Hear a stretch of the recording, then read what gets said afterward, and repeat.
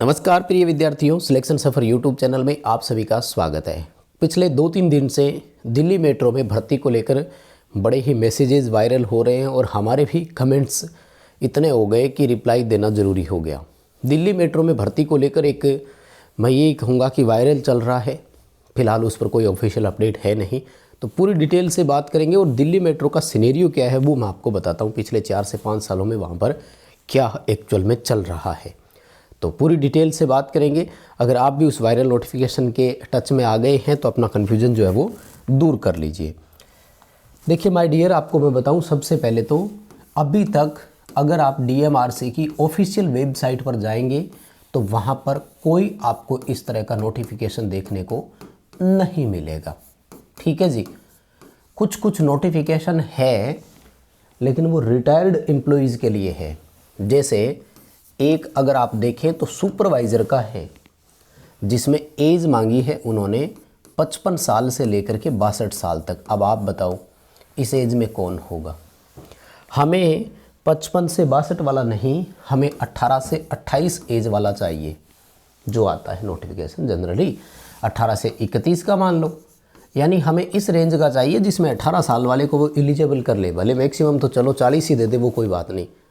तो इस तरह का कोई नोटिफिकेशन ऑफिशियल वेबसाइट पर नहीं है। अब मैं आता हूँ सेकंड एंड पर कि बच्चों की कमेंट्स आएंगे कि कई बार ऑफिशियल वेबसाइट पर नोटिफिकेशन नहीं आता है, तब आप भी तो वीडियो बना देते हैं। देखो, किसी भी वैकेंसी के जो सोर्सेज होते हैं या हम जो वीडियोज़ बनाते हैं मोस्टली उसके 3 सोर्सेज हम मानकर चलते हैं।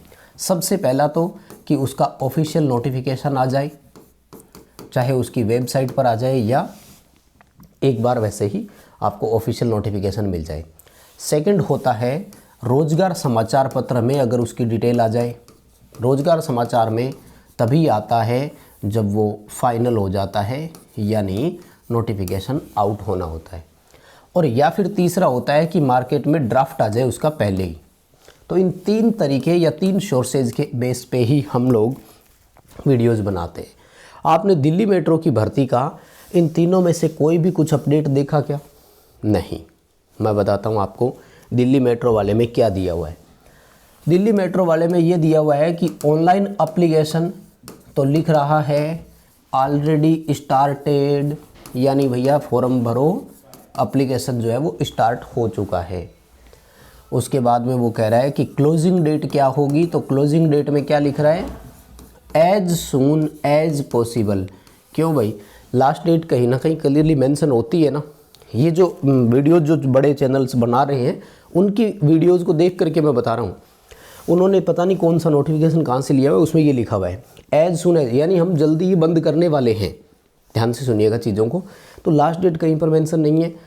अब मुझे ये लग रहा है, या आप मान सकते हैं, इतनी समझ तो देखो आप में भी है, इस तरह के फेक नोटिफिकेशन भी जारी किए जा सकते हैं, फेक वेबसाइट बनाई जा सकती है और फेक लिंक दिए जा सकते हैं।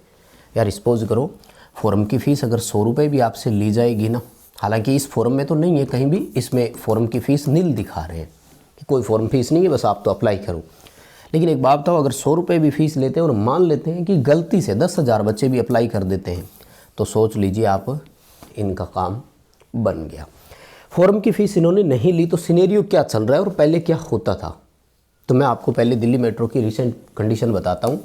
वर्ष 2020 के बाद पुरजोर तरीके से, उससे पहले था तो सही लेकिन कम था, दिल्ली मेट्रो का टोटल O&M यानी operation and maintenance completely contract पे दिया जाता है। यानी पहले कुछ हिस्सा ऐसा था जिसमें या तो ऑपरेशन या मेंटेनेंस, और कुछ जगह कुछ हिस्सा ऑपरेशन एंड मेंटेनेंस का, जिसे 30% 40% के आसपास डिपार्टमेंट खुद के पास रख लेता था और कुछ हिस्सा कॉन्ट्रैक्ट पे दिया जाता था। यानी एक मेट्रो का एम्प्लॉय होगा सुपरविज़न के लिए और उसके पास जो है वो कॉन्ट्रैक्ट वाले वर्कर्स होंगे जिनसे वो काम करवा सकता है, जो कि अपने और जगह भी कई जगह ये चीज़ें चल भी रही है। लेकिन अब वर्ष 2020 के बाद में दिल्ली मेट्रो का O&M कंप्लीटली कॉन्ट्रैक्ट पे दिया जाता है, ऑपरेशन एंड मेंटेनेंस दोनों की। भाई सब कुछ आपको ही करना है, यानी सुपरविज़न ही उसका आपको करना है, ऑपरेट भी आपको ही करना है। ऑपरेट नहीं हो रहा है तो उसमें क्या प्रॉब्लम है वो आपको ही अटेंड करनी है और उस प्रॉब्लम को सॉल्यूशन भी आपको ही करना है। यानी हमें सिस्टम बंद नहीं चाहिए।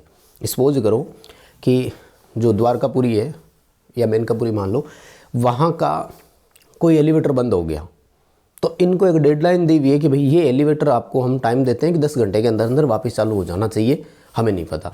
तो ये ऑपरेट भी आपको ही करना है और क्या प्रॉब्लम आई वो मेंटेनेंस भी आपको ही करनी है। अब इस तरह से दिया जा रहा है तो वैकेंसी की संभावना जो है ना वो बहुत कम है। आप देखो, मैंने एक वीडियो बनाया था मेन चैनल पर, वीके नॉलेज इलेक्ट्रिकल पर, और उसमें मैंने ये कहा था कि इसमें भर्ती की संभावना कोई खास नज़र आ नहीं रही। मैंने वहीं पर मेरा ओपिनियन दे दिया था क्योंकि मेरे बहुत जानकार दिल्ली मेट्रो में काम कर रहे हैं और मैं जब उनसे बात करता रहता हूं तो भर्ती के बारे में पूछता हूं कि कुछ हो सकता है क्या, तो उन सब के ओपिनियंस आते हैं इस तरह के। ठीक है, अब मैं सेकंड पॉइंट पर और आता हूं। मान लेते हैं कि भर्ती आ भी सकती है, 2019 में आई थी, थोड़ी बहुत आ जाए, लेकिन अब आप सबको पता है क्या फरवरी 2025 में दिल्ली विधानसभा में चुनाव है और वहाँ पर तो कोड ऑफ कंडक्ट आचार संहिता लगी हुई है। तो अब किस तरह की भर्ती आ सकती है? क्योंकि दिल्ली मेट्रो जॉइंट वेंचर है। किस का जॉइंट वेंचर है? गवर्नमेंट ऑफ इंडिया का plus government of NCT Delhi, national capital territory of Delhi, इन दोनों सरकारों का। तो पहली चीज़ तो ये आती है, अब कोई कह देगा कि वो तो केंद्र सरकार भर्ती कर सकती है ना। जिस राज्य में इलेक्शन हो रहे हो वहाँ पर केंद्र सरकार को किसी भी तरह की घोषणा या लालच मतलब घोषणा करने का अधिकार नहीं है।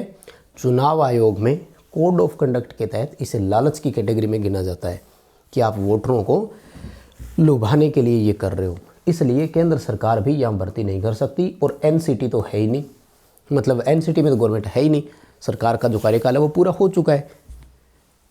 तो फिर अब आपको लग रहा है कि वैकेंसी कोई करेगा? कौन करेगा? हाँ, आ सकती है।